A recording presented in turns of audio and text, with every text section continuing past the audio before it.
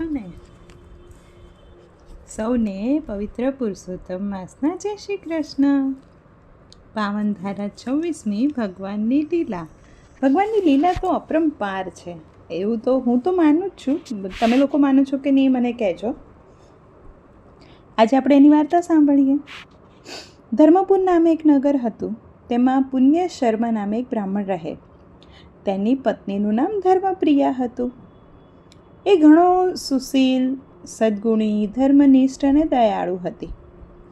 બ્રાહ્મણ પણ ઘણો વિદ્વાન હતો. બંને સંતોષી હતા. સંતોષી નર સદા સુખી. ભગવાન જે આપે તેનો હસીને સ્વીકાર કરતા. મન, કર્મ અને વચનથી કોઈનું ખરાબ ન કરતા. બની શકે તો કોઈનું ભલું કરતા હતા. આમ તો બધી વાતે સુખી હતા. બસ એક જ વાતનું દુઃખ હતું. શેર માટીની ખોટ હતી. એકેય સંતાન ન હતું. છતાં બંને ભગવાનની આરાધના કરે અને સુખેથી જીવન જીવે. બંનેની ઉંમર થવા આવી ત્યારે ભગવાને તેમની પ્રાર્થના સાંભળી. બ્રાહ્મણીને એક સાથે 2 પુત્રને જન્મ આપ્યો.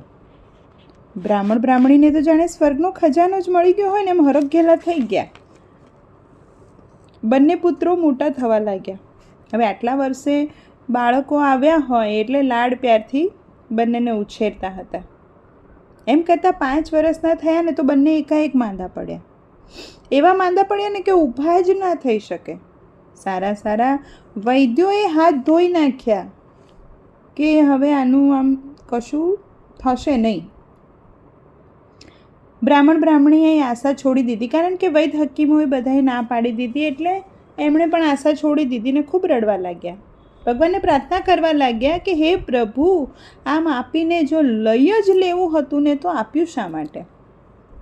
એવામાં એક દિવસ બ્રાહ્મણે સાંભળ્યું કે નગરનો રાજા, રાજ જ્યોતિષ અને રાજ વૈદ્ય એ ત્રણેય વિદ્વાન હતા, અતિ વિદ્વાન હતા.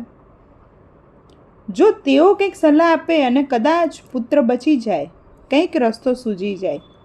હવે હંમેશા છે ને ડૂબતું માણસ હોય ને એને તણખલાનો સહારો પૂરતો કહેવાય.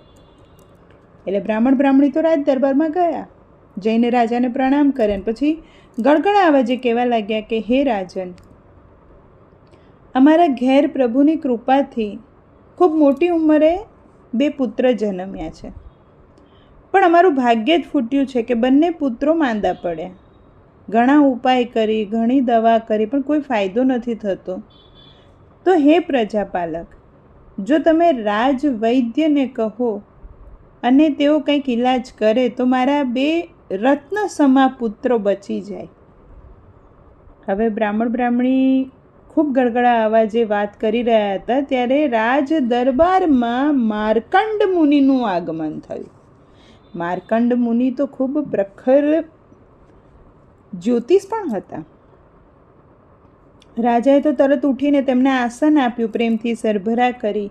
હવે રાજા વિચાર કરવા લાગ્યો કે માર્કંડ મુનિ તો મહાજ્ઞાની છે, કદાચ તેઓ જ કોઈક રસ્તો દેખાડે. આમ વિચારીને રાજાએ માર્કંડ મુનિને બધી વાત કરી.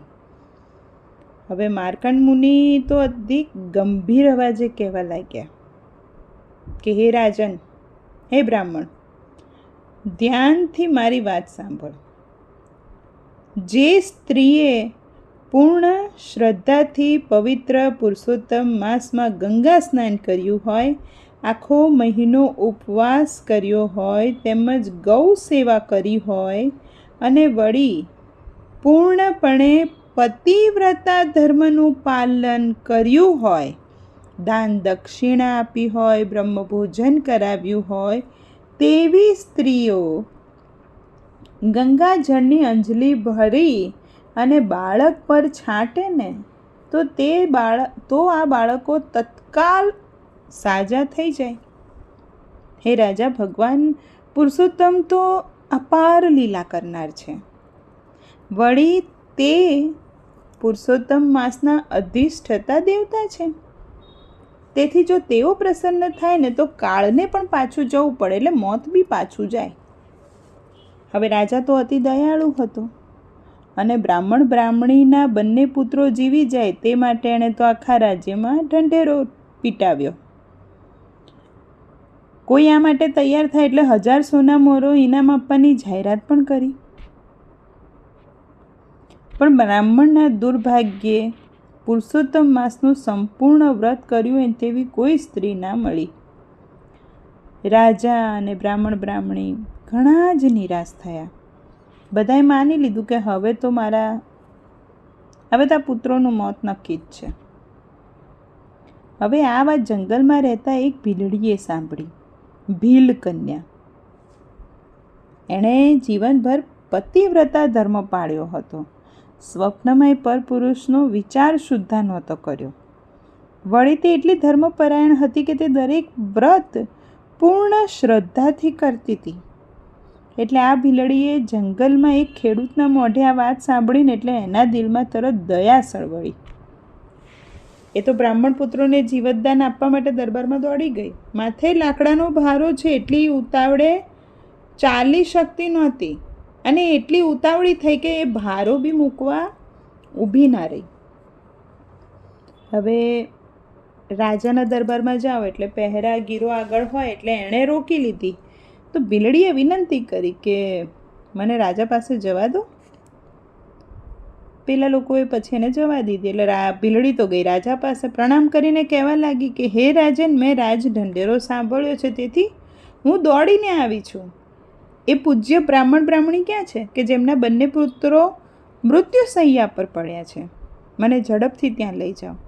હે રાજા, મને પૂર્ણ શ્રદ્ધા છે કે પ્રભુ પુરુષોત્તમની કૃપાથી બધું જ સારું થઈ જશે. ભીલડીના દરહણ જોઈને આમ તો રાજાને વિશ્વાસ આવ્યો નહીં, પણ તો એ ભીલડીને બ્રાહ્મણના ઘરે લઈ ગયા.